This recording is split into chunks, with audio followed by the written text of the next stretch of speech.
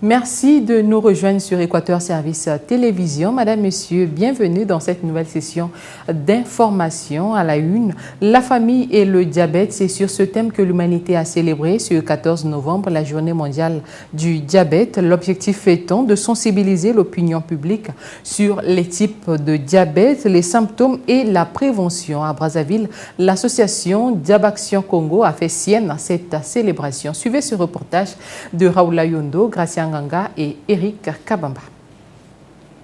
Personne en bonne santé est un malade qui s'ignore, dit-on. Cet adage justifie l'importance du dépistage pour connaître son état de santé. Vous devriez chaque fois aller faire ce que nous appelons la glycémie.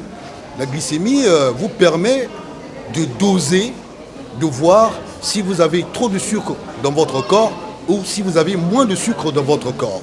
J'ai pas le diabète en moi, mais j'ai fait 0,85. C'est bien pour connaître sa glycémie, qui vient se faire dépister, comme tout le monde. Le docteur Steve Misambo nous parle ici des types de diabète et de ses symptômes. J'ai rappelé que très souvent l'enfant va se mettre à beaucoup uriner, il va se mettre à beaucoup boire, ça sera la conséquence du fait qu'il urine beaucoup. Il va avoir de temps en temps faim, mais il y a un signe important, c'est que l'enfant va se mettre à perdre du poids, il va maigrir. Vous allez remarquer que sur le mois écoulé, ou les 2 ou les 3 derniers mois, un enfant qui n'est pas malade, qui subitement se met à perdre du poids. Notons que dans le monde, 425 millions d'adultes seraient atteints de diabète et si rien n'est fait, 522 millions le seront d'ici 2030. De nombreux cas de diabète peuvent être évités en adoptant un mode de vie sain. La signature des accords entre le FMI et la République du Congo doit encore attendre. Voilà ce que l'on peut retenir du séjour de travail à Brazzaville de la délégation du Fonds monétaire international, séjour qui a pris fin ce mercredi. Mais avant leur départ, les experts du FMI sont allés dire au Premier ministre leurs avis sur la situation économique du Congo. Jumela Bongo et Ulrich Adjebi nous en disent un peu plus. Axe fixé par la crise financière qui l'a sévi depuis plus de 4 ans, la République du Congo compte s'appuyer sur l'apport du Fonds monétaire international avec qui elle est dans les négociations en vue d'aboutir à un accord. Mais avant d'en arriver là, le Congo doit faire preuve d'une bonne gouvernance avérée tout en développant son secteur hors pétrole, a indiqué le chef de la mission du FMI. Nous avons fait beaucoup de progrès pendant les discussions.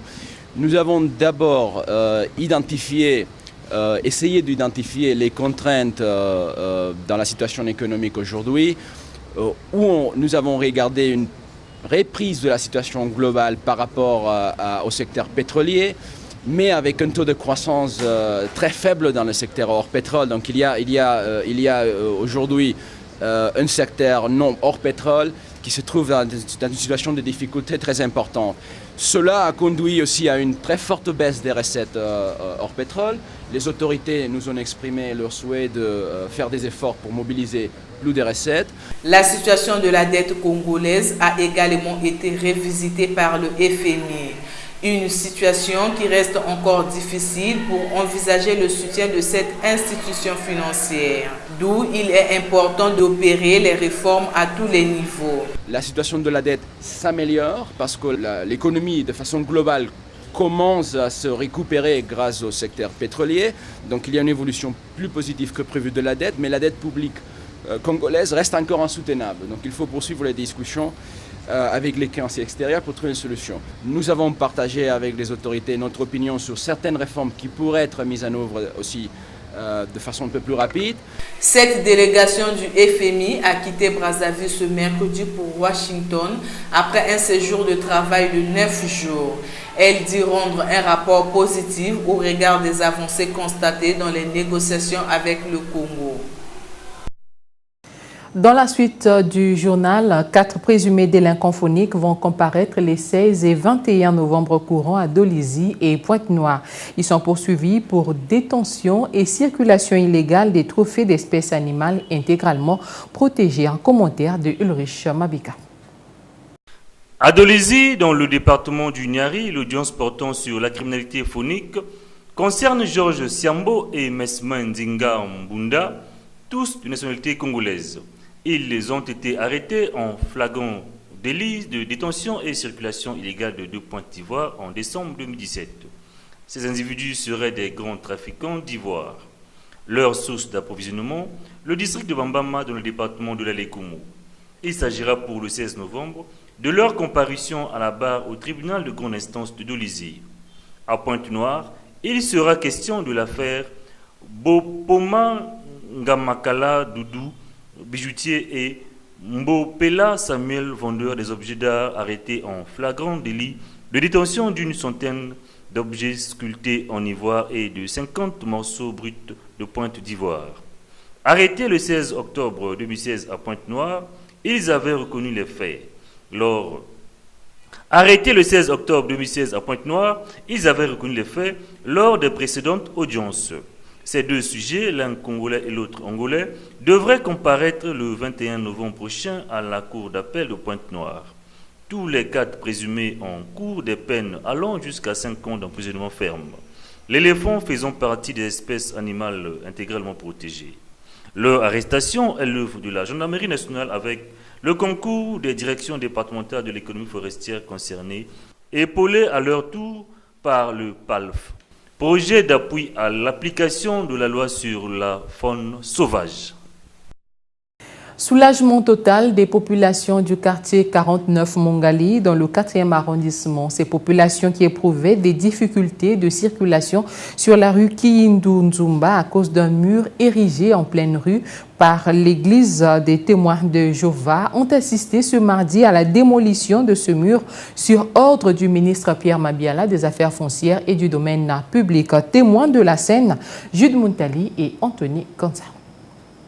L'association des témoins de Jéhovah avait acquis en 1994 un terrain de 24 parcelles sur une superficie de 9600 m² à Mongali au quartier 49. Seulement, dans l'érection de leur bâtisse, les témoins de Jéhovah avaient spolié le domaine public de circulation. D'où il était question pour les différentes parties impliquées dans ce litige de faire d'abord le point. Le propriétaire foncier nous dit qu'ils n'ont jamais vendu la rue. Et lorsqu'on fait le différentiel entre 10 440 m² et 9 600 m², ça équivaut exactement à 120 mètres linéaires x 7. C'est la rue qui a été incluse dans la propriété. Après échange, les différentes parties ont trouvé une solution à l'amiable. Celle de démolir une partie du mur de clôture érigé par les témoins de Jéhovah pour permettre la libre circulation des personnes et des biens. Pierre Mabiala descend sur les lieux. En tout cas, toutes les parties ont reconnu qu'il y a eu spoliation de 840 m², donc le bout de la ruelle qui a été spoliée. Et nous sommes venus ici justement pour rétablir l'État dans ses droits. Réaction de quelques populations.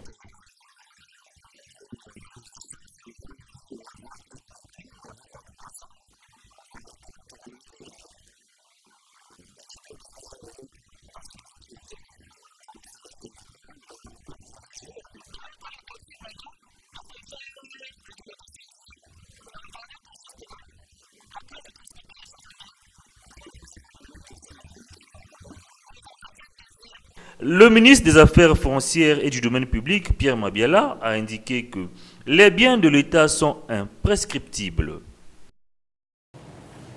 Revenons sur le lancement ce mardi à Brazzaville de la première édition du Téléthon. Cette initiative de charité de l'association Hop Congo vise à collecter les fonds pour venir en aide aux personnes en détresse. Il sera question donc au cours de cette première édition de réhabiliter les infrastructures scolaires dans le département du Poul. C'est ce que nous disent Jumela Bongo et Eric Kabamba dans ce reportage. Le Téléthon est une œuvre de charité qui vient allonger la liste de celles qui existent déjà. Il permettra de redonner le sourire aux personnes en détresse. D'où ce message du professeur Grégoire Lefouba qui appelle les Congolais à la solidarité. Il s'agit de construire certainement une nouvelle citoyenneté, débarrassée des oripeaux de la malfaçon. Si dans la Likwala, des volontaires expriment leur solidarité au profit des élèves dans et de la région du Poul, car il ne s'agit pas de la région du Poul. Tous les élèves du Congo, certains y sont. Ils manifesteront ainsi de manière pratique leur appartenance à une communauté nationale. L'initiateur de cette œuvre de charité, Gildas Maïla, est revenu sur l'importance de donner une pièce de 100 francs. Donner sa pièce de 100 francs, c'est offrir un avenir meilleur à ces nombreux enfants du département du Poul. Et offrir cette pièce de 100 francs, c'est aussi équiper quelques centres médicaux en matériel de pédiatrie et en kit de césarienne. Donner sa pièce de 100 francs, c'est guérir de toutes ces années où nous nous sommes perdus dans des querelles intestines, fratricides, jusqu'à oublier que nous sommes un seul peuple.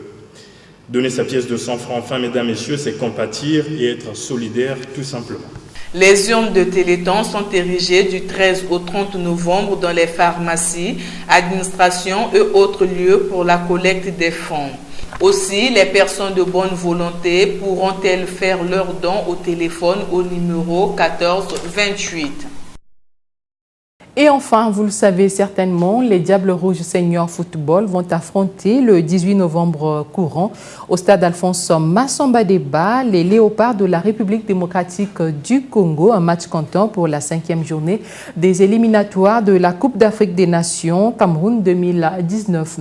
À quelques jours de ce derby congolo-congolais, ce mercredi dans la capitale, notre équipe a tendu son micro aux Brazzavillois, question de recueillir leurs avis sur les chances des Diables Rouges. Jude Moutali et Anthony Gonza signent ce reportage. Diables Rouges Senior Football Léopard de la République démocratique du Congo. Un match a coupé le souffle au regard de ses multiples enjeux. Ce derby congolo-congolais est interdit au cardiaque. Dans les rues de Brazzaville, cette rencontre du 18 novembre alimente toutes les conversations. C'est un match de revanche. Le Congo va gagner ce match, obligatoirement, parce que le coach a pris toutes les dispositions. Les Congolais, ils n'ont pas peur et puis ils vont craindre les joueurs de la RDC par rapport à quoi? Tous ils jouent le même football, donc c'est un jeu.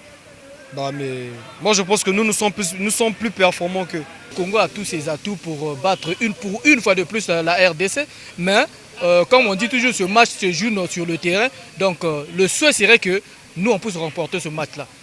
Pour qu'on puisse même être qualifié. Pour ces Brazzavillois, la victoire a déjà choisi son camp et c'est le camp des Diables Rouges. On a une très bonne équipe. C'est sûr que nous allons gagner.